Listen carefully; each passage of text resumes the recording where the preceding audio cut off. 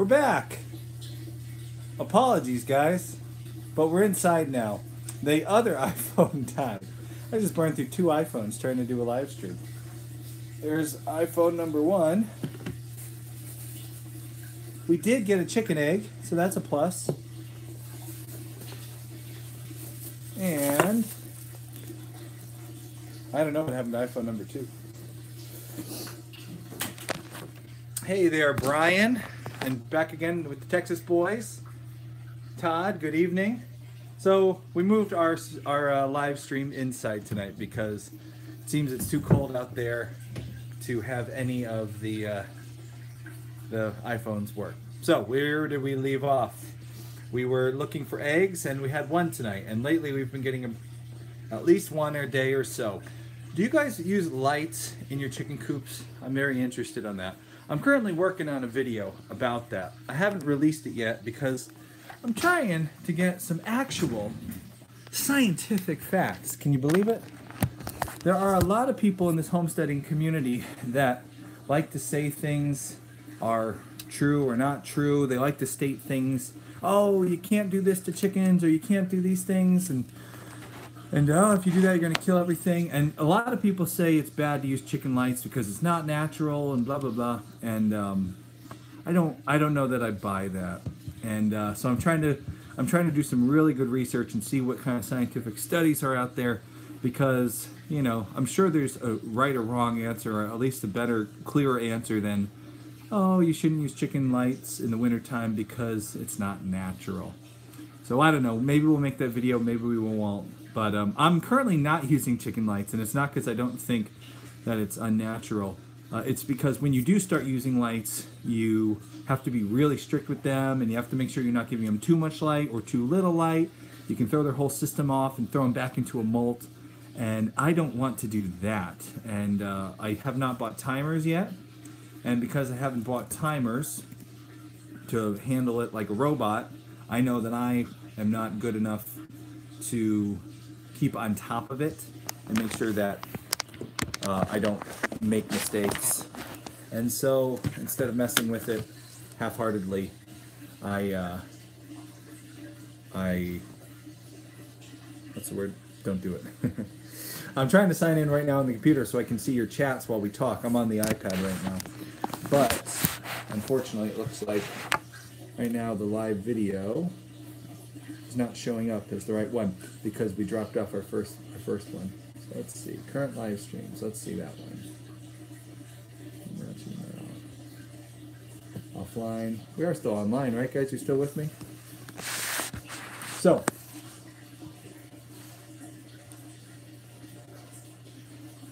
Yep. Don't know if you're all still with me here. Let's check here. Okay, good. You're in the chat box here. I'm going to give up on tonight. Technology's not working. So right now we're doing a 100-day challenge. We're doing a video a day. And it has been nuts doing our video a day. But it's been really fun. And we've got a lot of videos out on the aquaponics project that I'm working on. You guys are going to enjoy watching me blumber along through that.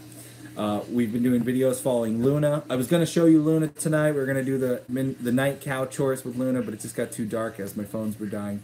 Luna's doing good. She's back to normal. No scours, no diarrhea, and she seems to be pretty good. We've been regulating her eating so that she's not getting too much milk, and we have been making sure that, so we're regulating her eating, and what's the other thing we're doing? Oh, we're treating her for coccidiosis because we did see blood in the poop, and as we said in a previous video, sometimes when you check the poop, you do a fecal. If it's too cold out, it can kill things.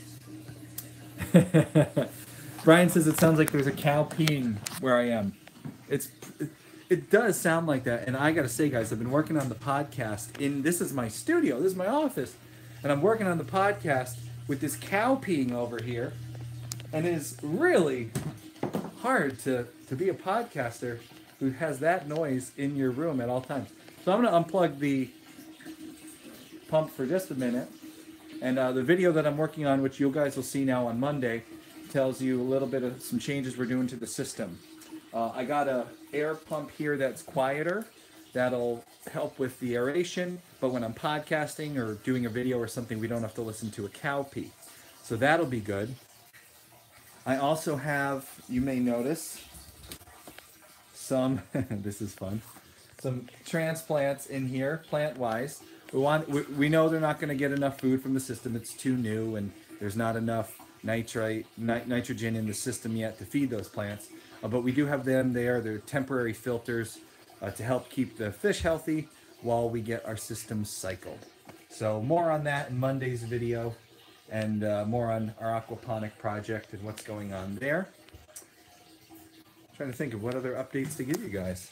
I wanted to answer some questions tonight, so I'm going to see if I can pull up our live chat one more time so I can read the chat box. And let's see.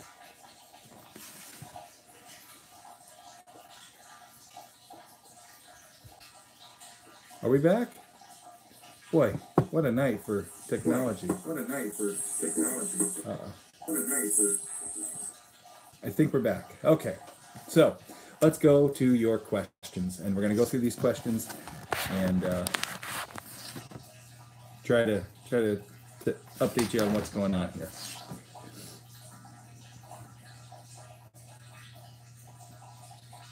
Allison says we need to build a sound booth for the hydroponic system. That is a great idea. What type of fish are you going to use in the aquaponic fish until you caught the other ones? Good question. That comes from Clicks Construction Restoration.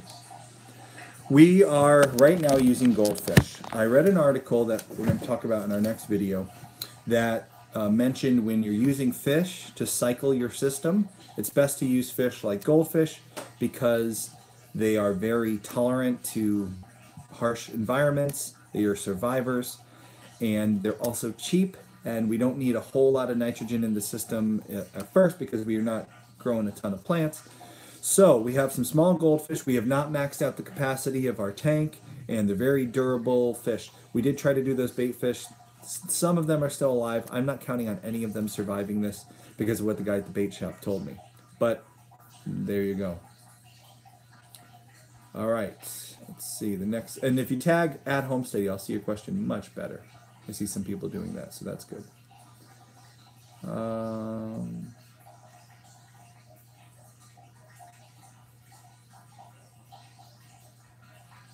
right.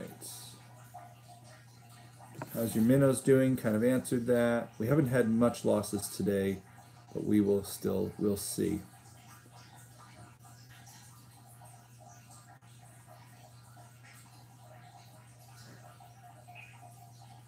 Oh, Wholesome Roots has a collaboration on forcing chickens to lay. That's an interesting collab. Yes, email me about that, Wholesome Roots. But I'm not sure if I'll have that video done in time.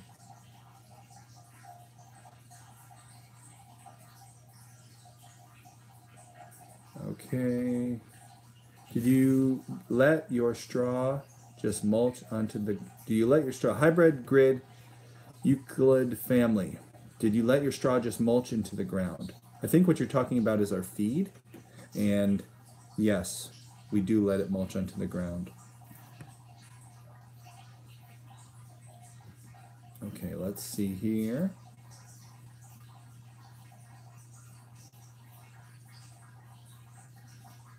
Oh, here we go. I've caught up. Air stones make smaller bubbles that work quite good. John Lord's tip. Yes, smaller bubbles are better. I have a really good aerator for my bait tank, and that's what we're going to be doing with that little pump that I got. Brian says, try some trout in the barrel.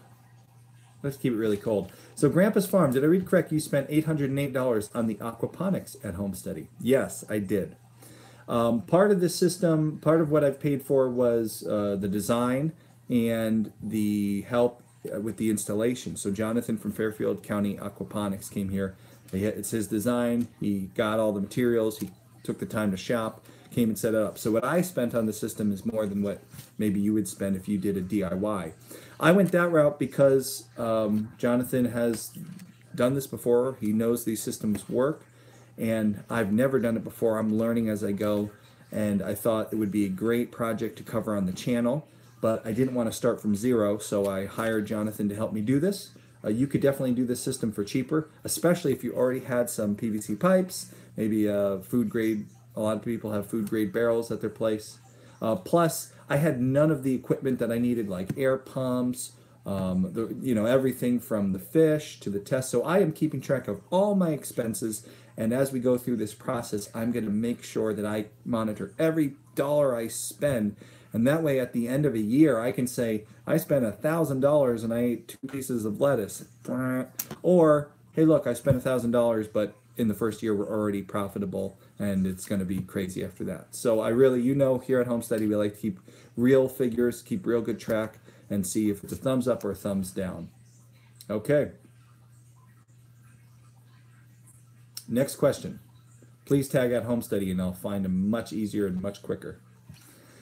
Allison wanted to know, do I have any thoughts on beehive styles? Allison, I've never done bees and I will never do bees. Bees skeeve me out. I know, guys, bees are great for the planet and I know they're so wonderful. But I, as a kid, threw rocks at one too many bee nests. And to be fair, that wasn't on purpose. I used to landscape with my dad, and we'd always be raking up rocks and chucking them in the woods. And every time we'd be doing that, man, it seems you didn't see it, but you'd wind up hitting a hive, and suddenly you're covered up in bees and getting stung all over the place. So I will never do bees, but Kendra did do bees, and she did them growing up with her dad. They had the just regular Langstroth beehives. We did a good interview with RJS Bee Farm about that, and he suggested starting with the Langstroth, and then if you want to get fancy, going into the other systems. But I cannot talk with any authority on bees. Haven't, because I will not do bees. Oh man, this guy's technology tonight does not want to work for me. It keeps like scanning down. All right, here we are. Next. Hearing water makes me have to pee. Todd wants to know if I'm in New York. No, Todd, I'm in Connecticut, but we're not too far from the border. Everyone's saying try trout. So Patty goes racing. We're in Connecticut. We answered that question. Do I have a heater in the tank? Rewild Farm wants to know. No, I don't have a heater in the tank, Rewild Farm. We're inside. We have no worries about the water freezing. And we're going to be monitoring all the other things, but I haven't put a heater in. Trav Spence wants to know what kind of pump we're using. We're using, you can see in our hydroponic video setup, I have a link at the bottom. I don't remember what kind of pump. It's just a regular aquarium pump that pumps it up to the top and then it falls back down. Rewild Farm wants to know, do I track all my expenses in software like QuickBooks? So, I do through the farm credit card. If you are running a farm business, you better get yourself a farm credit card or bank card, I should say, just a separate account. That way all your charges are tracked and you can import those to QuickBooks. We do that. However, if I really want to know how much something is costing me, I don't rely on that because sometimes when you're doing that automatic import thing, things get messed up and it's hard to tell, like, what am I spending on cow hay or what am I spending on fish feed. So if I really want good numbers for an upcoming episode of the podcast or for something else, what happened? Did we lose everybody watching? I don't know if anybody's watching right now, guys. Let me know if you're watching. Leave me a comment. Technology does not want to work tonight. But if I want really good numbers, I keep better track of them with a spreadsheet. Okay, we do have people here. For some reason, it's telling me there are 0 people watching. I'm telling you guys, something is going weird tonight. There must be aliens up above me or something. All right, good. People are still here. All right. The Real Martian. Brian says to check out The Real Martian. I will definitely check that out.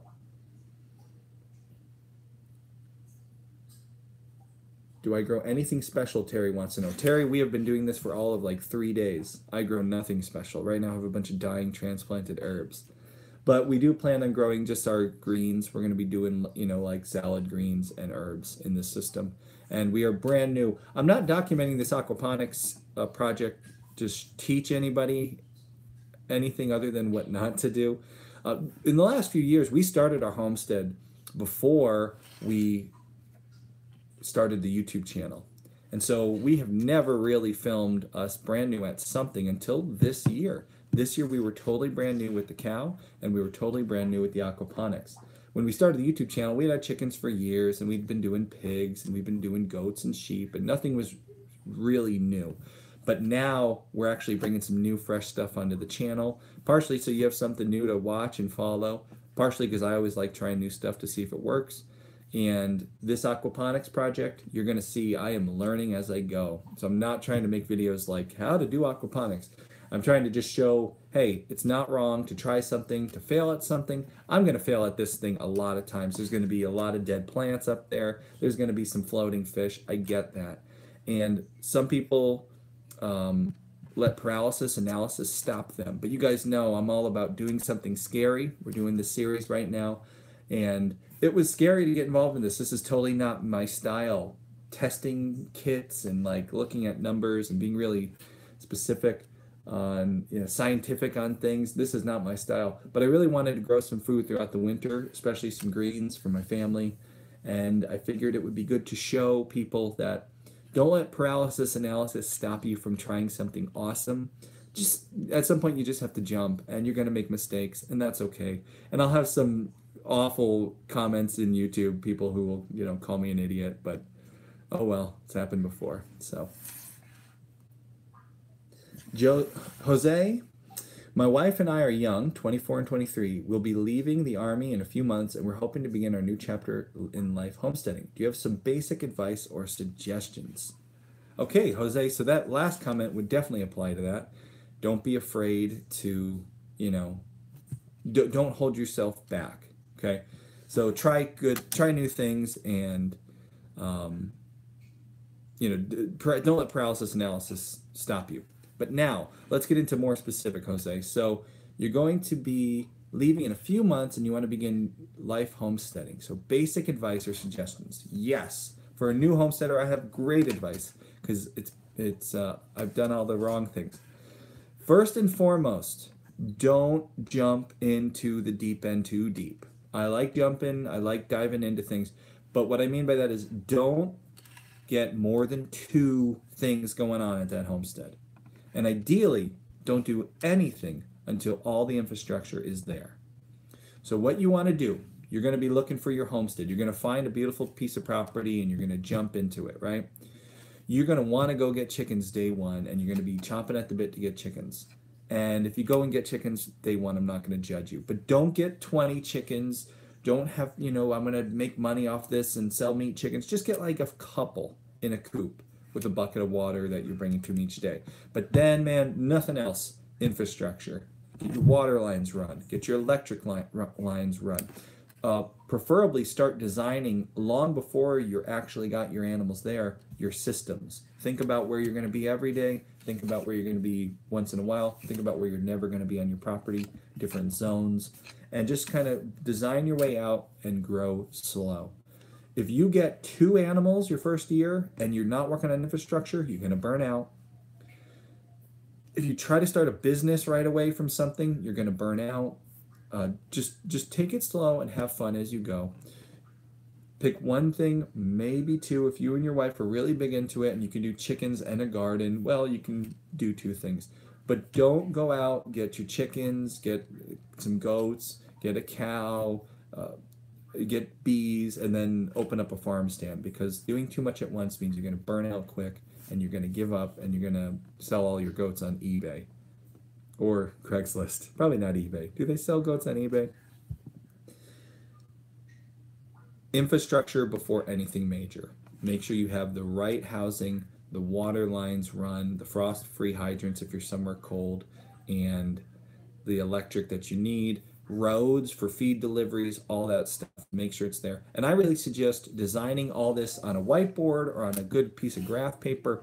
Design it 4 different ways. If you design it 4 different ways, that'll make sure that you think of everything. So design your farm the first way and then totally redesign it 3 more times. And after that 4 times of designing process, you'll have the right answer, the right solution with all the designs put together. And even still, you're going to do things wrong and change things. Hope that helps, Jose. Ken on the Run just joined the Pioneers yesterday. Ken, thank you so much for being a Homesteady Pioneer. Guys, we cannot do this show without the Homesteady Pioneers. You guys have been amazing at helping support us as pioneers and with super chats, and just we can't do it. The money you make from YouTube ad clicks and YouTube views, I appreciate YouTube, and I actually really love YouTube. I am not a YouTube basher, but I don't love it for making a living. I love it for getting me in touch with so many amazing people like you guys. It's great at that, but it's a hard way to make a living. And without the pioneers and the super chatters, guys like Ken on the Run and Ben Newman helping to make this program possible, we couldn't do it without you guys. So super big thank you for all that. Okay, I saw another tag there.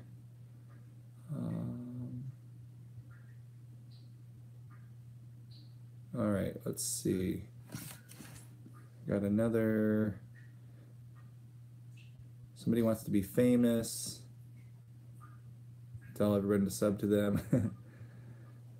Okay, Grandpa's Farm says try Tom Thumb Butterhead lettuce. Works really good. I will definitely look into that. At Homesteady Rogue says, the way I ran my hydroponics was I added a ton of plant food from the store. I waited until the plants were a decent size and the system balanced, and then I added fish. A lot of people do cycle their system before throwing fish in there. Rogue 369. That is the way a lot of people do it. It is not the way we chose to do it.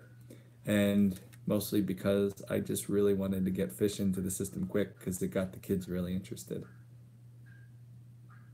Rewild Farm. Homesteady. Future live feed on meat birds. I'm starting my planning for spring and would love to hear how others are prepping. Look forward to do 300 this year from 100. Wow. So Rewild's asking to do a live stream all about meat birds. It's a good topic to do, especially right now, because people should be ordering their meat birds soon. And if you want to get meat birds, especially for the spring, now's the time to order them. And if you're doing 300 Rewild Farm, that's impressive, man. We've only ever done about 100 at most, so 300, that's pretty impressive. What do? Do you do chicken tractors? Do you have a barn? And if you do chicken tractors, whose chicken tractor model do you do? Probably that my buddy John's there. That's the nicest one. His is a better design than mine. Mine is good for what we designed it for, but John's is really great.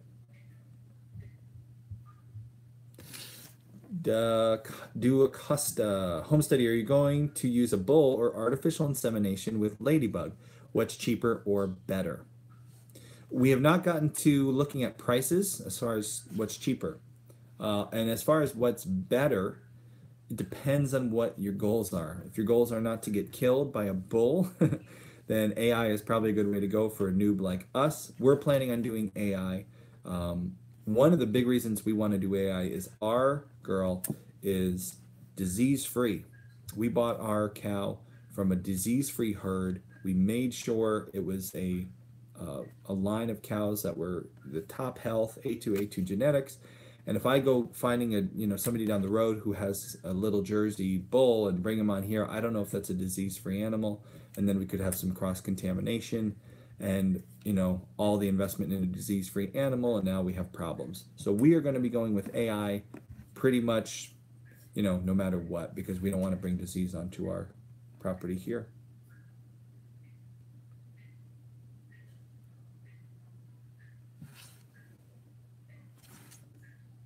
Grandpa's Farm raises about 3,000 birds a year. My goodness. Go check out that video. That's great. All right. Let's see. A few more questions, guys, and then I got to go eat dinner. Jose says, thanks for the advice. Hope it helps, man. Ken on the Run wants to know my 5-year plan from here. Do I have any big plans coming up? I always have big plans, Ken. The problem is they change so quickly.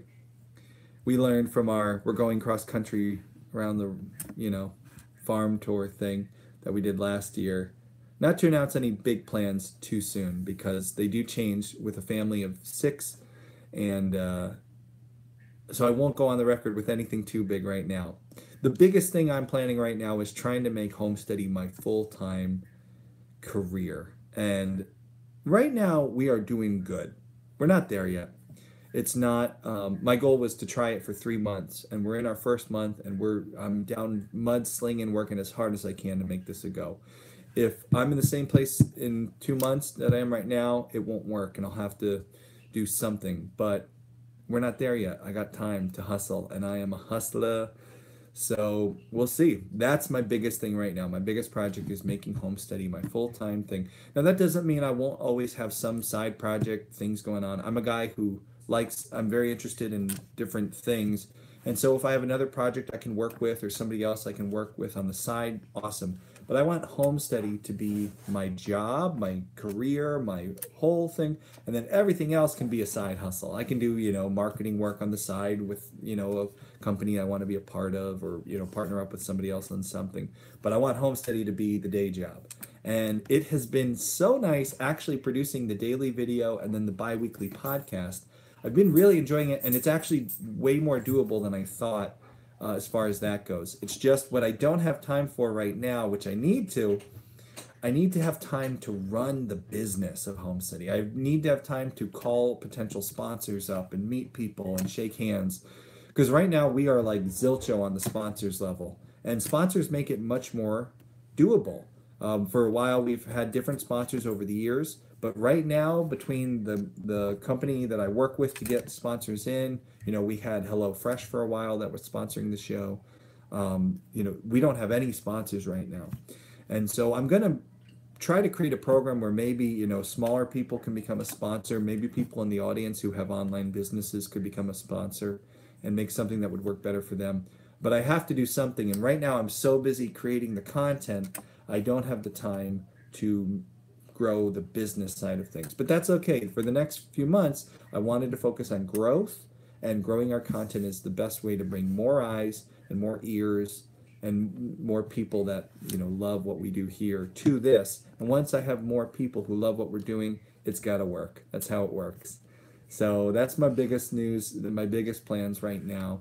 Other than that, my 5-year plan is just to continue growing everything we're doing so we can keep focus on doing Homesteady full time.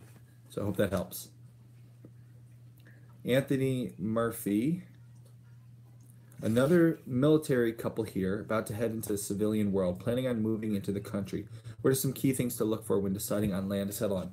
You military couples, man, Monday, not this one, the first Monday of February, we have an awesome interview with Elaine Vandiver from Old Homestead Alpacas. Right now, go on Instagram when we're done, search Old Homestead Alpacas, find her, and say hello from a Homesteady follower.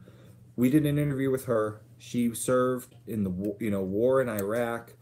She came back here, started a farm, and she's killing it on the homestead. She's doing so good. She still has a day job, but I don't know for how much longer, because she's really doing good stuff on her farm and some great stuff there.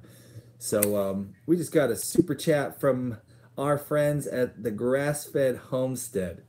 So we just interviewed Dan from the Grass-Fed Homestead on our podcast for the last episode. If you guys don't listen to the podcast, you have to go download the podcast. Dan's story was so good. I really enjoyed working on that episode. And he talked about how he had a really good marketing tip for selling meat, which I thought was fantastic. So go check out that podcast. Dan wants to know, what is your approach for getting sponsors? So before I gotta finish Anthony's question, then we'll head into Dan's. So what are some key things to look for when deciding on land to settle on? Great question, Anthony.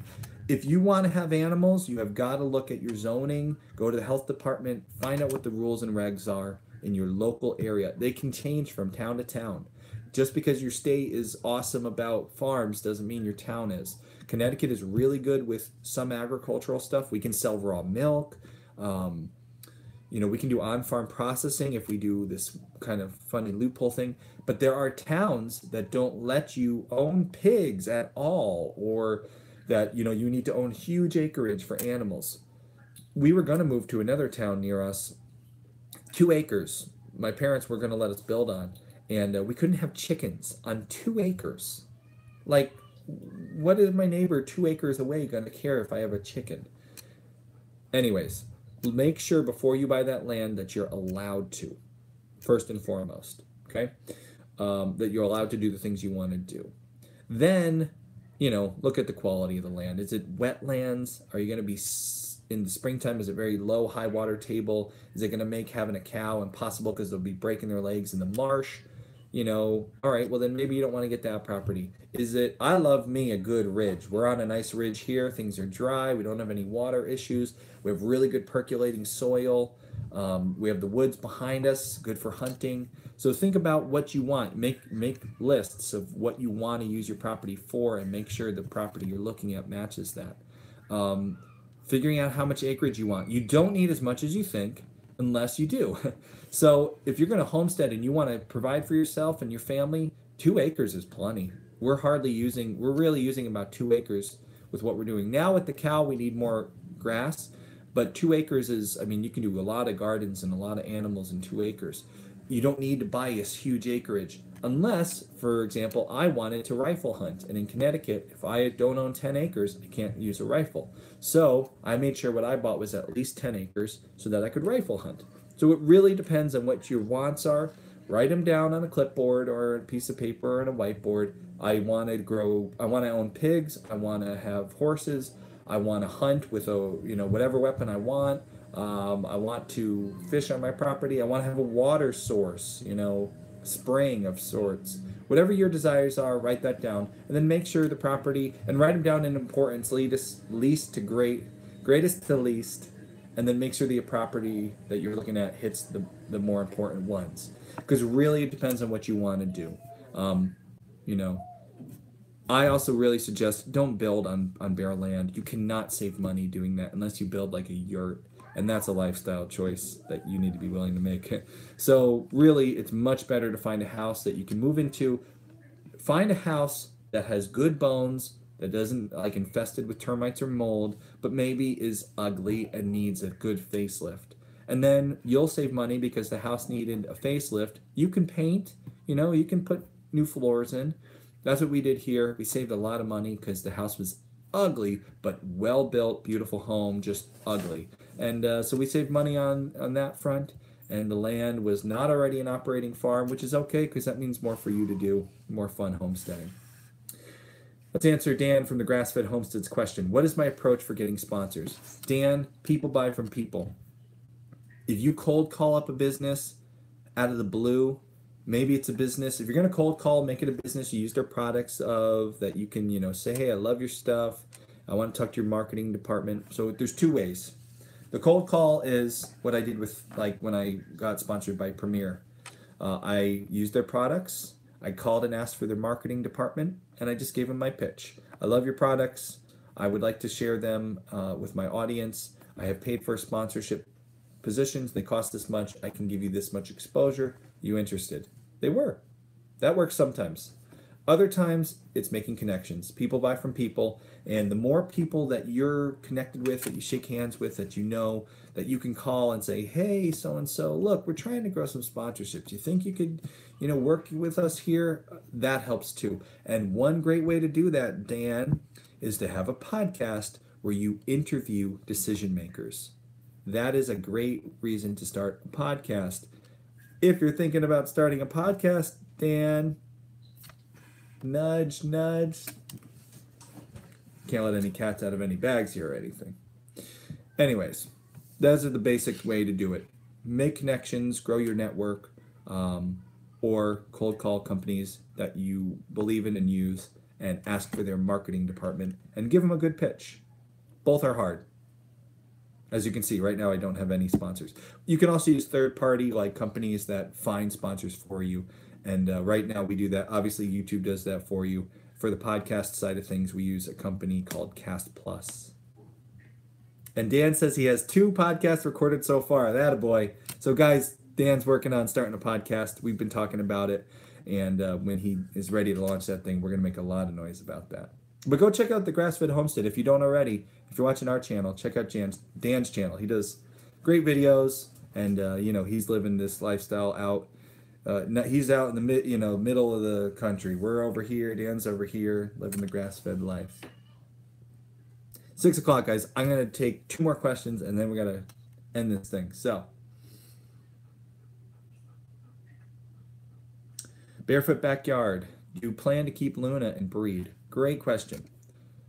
Again, like I said before, life's big questions, where we're going to go, what we're going to do. I never like to get too far ahead of us now. But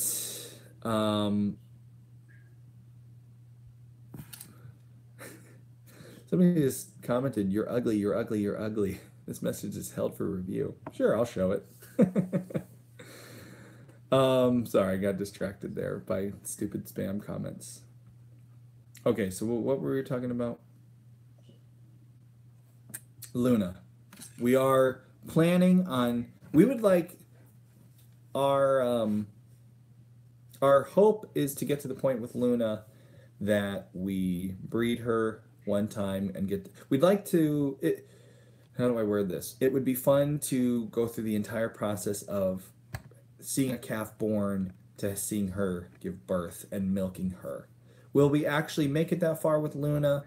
I don't know, because I don't know, 2 years from now what we're going to be doing exactly. Luna is a very valuable, what's the word? Asset. That's the word. She is an asset on this farm.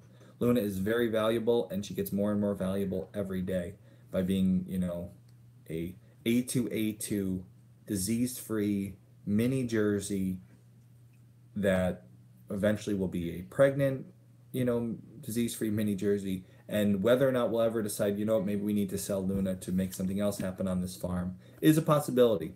But it would be nice to see it all the way through. So how's that for a vague answer? One more question, and then we're going to shut this thing down. And the question is from Brian Kerwick.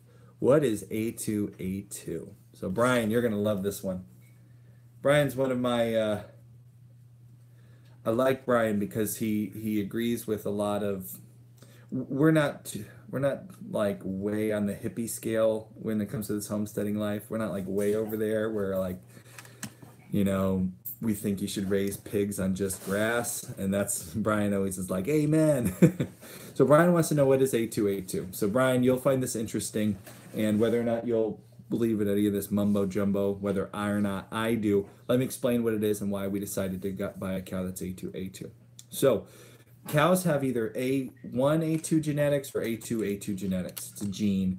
I don't know a whole lot about this, so if I say something a little bit wrong, then don't get angry at me. I'm just going to give a quick synopsis. And Grandpa's Farm says, what happened to the farm tour? Sorry guys, it got too dark outside. I was having trouble. So A2A2 is cows with A1A2 genetics versus A2A2. There is a book out there that talks about some problems with milk and the cows, and I believe the book is called The Devil in the Milk, and it links a lot of health problems with milk from A1A2 genetic cows, and it makes some big claims as to it's causing cancer and it's causing this or that. I haven't read the book, and I'm not saying I believe in it either. What I do know is this: because of that book, there are people who are out there who are only will drink A2A2 milk, and homesteaders like me who are looking for only A2A2 cows. Me personally, do I believe that A2A2 milk is the only milk that you should drink and the other one is giving you cancer? I'm not saying that. I'm not saying I believe that. I have not done enough research into it. I have not seen enough scientific studies. I have not decided on that. What I do know is the A2A2 milk that we have, it's disease-free, it's great quality cow, it's safe for my family, and she is more valuable because she is A2A2 genetics. She is much more rare, which means my audience and my sphere, the people that someday I will sell a calf to, more people will be looking for A2A2 genes, and I will have that. I am a smart businessman with my farm, and if people want to see pigs on grass, even though I still have to feed them a protein, a feed, but if the pigs on the grass will sell, I'm going to put them on the grass because I have to keep this farm profitable. Plus, the pigs like being on the grass. I have a A2A2 cow. Do I think did I buy her because I was worried the other cows that I was drinking the milk from were giving me some kind of weird disease? Not necessarily, but I have the A2A2 now. I don't have to worry if that could possibly be true. I don't have to worry about it. And I have a more valuable product, a much rarer product. If anyone wants to buy A2A2 milk, I'm the only guy around to do it. Whether or not I'll sell milk is another thing. But it just made her more valuable. So Brian, look into A2A2. Make your own decision, guys. I'm not telling you that it causes any weird diseases or doesn't or whatever it is. I'm just saying when we made the decision to go with the cows that we did, we specifically wanted an A2A2 because we knew make her more valuable. And if there's a rare chance that it's, actually going to keep us healthier, why not? And it makes our product more of a premium product. All right. Shutting it down because we could stay here all night and talk.